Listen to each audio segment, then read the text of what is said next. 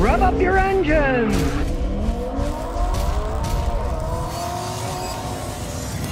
Well, here's Toyota's big earnings surprise. They're more profitable now selling cars than Tesla. For a while, Tesla beat Toyota and they made more money. But of course, Toyota knows what they're doing when they're making cars, right? What's happening now is, guess what?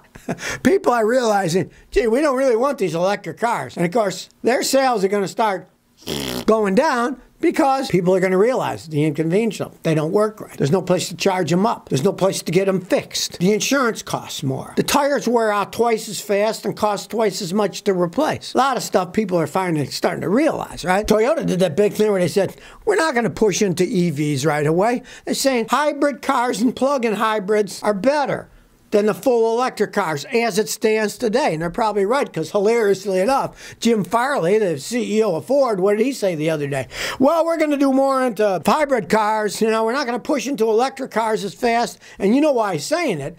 Don't listen to the BS that comes out of their mouth. Follow the money. And what does the money say? The money says nobody's buying the electric Mustangs. Nobody's buying the electric F-150 Lightning electric pickup trucks. They see the handwriting on the wall that people aren't buying these things. They're moving more towards hybrid. So it's no surprise Toyota, who was really the first mass-produced hybrid cars, Honda beat them to it by a few months, but the Hondas were never that popular. The Toyotas went wild, right? No surprise that Toyota's making more profit than Tesla is. Let's face the facts. There's only so many people as it stands today that are going to buy electric cars.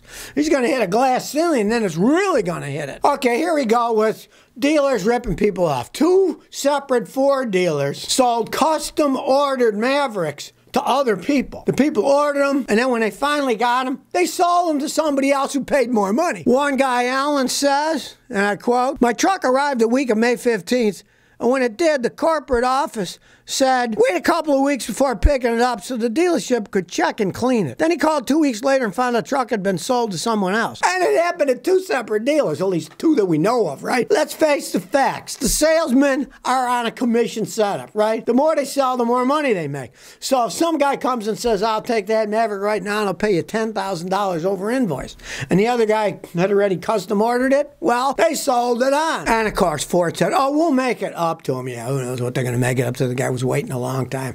Now, these Mavericks, there is a long waiting list because the idea of it is very popular. A small pickup truck that's front-wheel drive or all-wheel drive, but the classic cheaper ones are front-wheel drive, rides more like a car, gets very good gas mileage for a pickup truck. It's phenomenal gas mileage for a pickup truck. And they are made in Mexico, so I see they're probably going to have quality control problems. But they're extremely popular because people like small trucks. All these car companies have kept making them bigger and bigger and bigger, like the Toyota. Their little pickup truck used to be little. Now the Tacoma's huge. It's not little, you know? Toyota's coming up with their little pickup truck, and from what I can see, Toyota will probably blow them out of the water.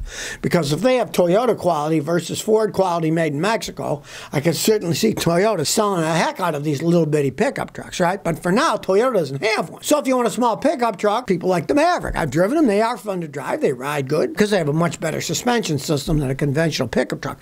And they are not an old-style pickup truck. They do not have a body bolted on a solid frame. They're unibody construction, so they handle better. They get better gas mileage because they weigh less. And so, you know, they're popular as it stands, and here's the dealer screwing people over. Typical, you know, they never learn from their own mistakes. They just keep doing it, and why? Because follow the money, greed. They got more money from somebody else. Corey says, should I buy this flooded salvage Honda? I found a salvage Honda S2000, no accident, it was water damage. They claim it has 19,000 miles. I took it to the dealer to check it. They want $23,000 for it. What do you think? I wouldn't touch that thing with a 10-foot pole. Here's the thing. Flooded cars are damaged by water. Water damage is insidious.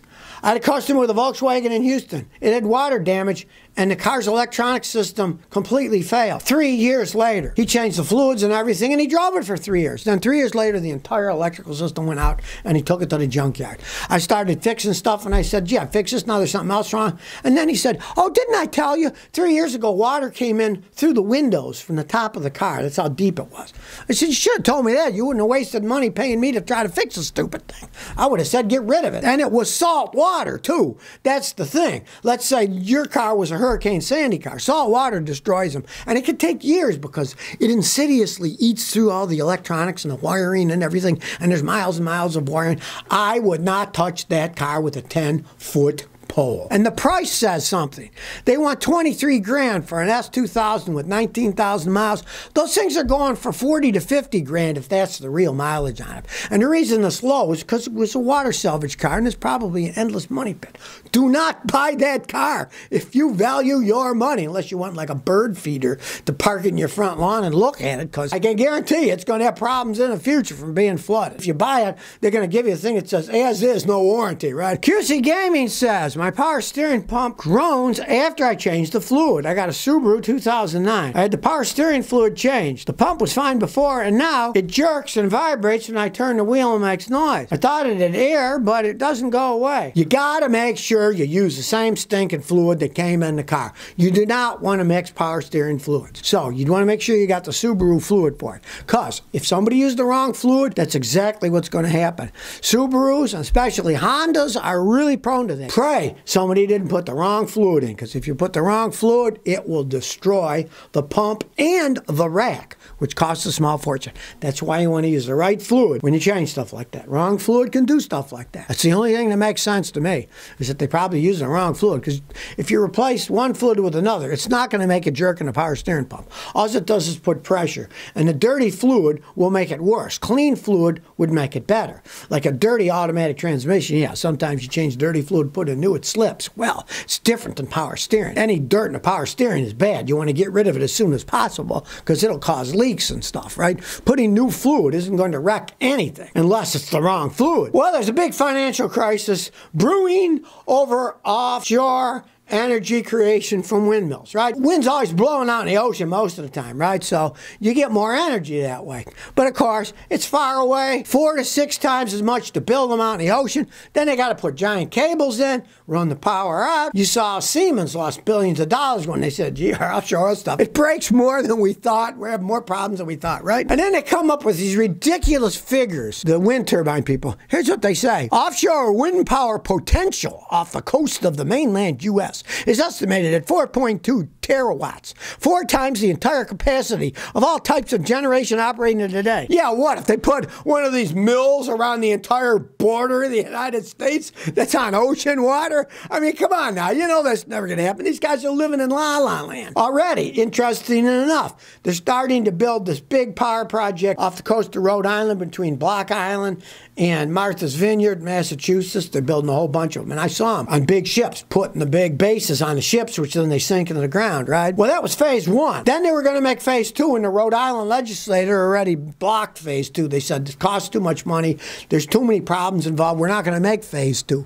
Now, they've already funded phase 1, so they're screwed on that, right? And I can't wait to see how my electric bills in Rhode Island start going up and up and up, because somebody's going to pay for this, and guess who pays for it? We, the consumers. It costs more to build, so you're going to pay more for your electric bill. They can give you all the horse manure in the world about it. It's a great system. It's going to save everybody. It's just going to make us pay for other people's mistakes. And they don't last that long. Finally, for the first time in like 7 years, they built a nuke power plant. I believe it was in Georgia that they up and ran. And before that, it was like 6, 8 years ago, they did one in Tennessee. It was the only 2 in the last couple decades that they put online.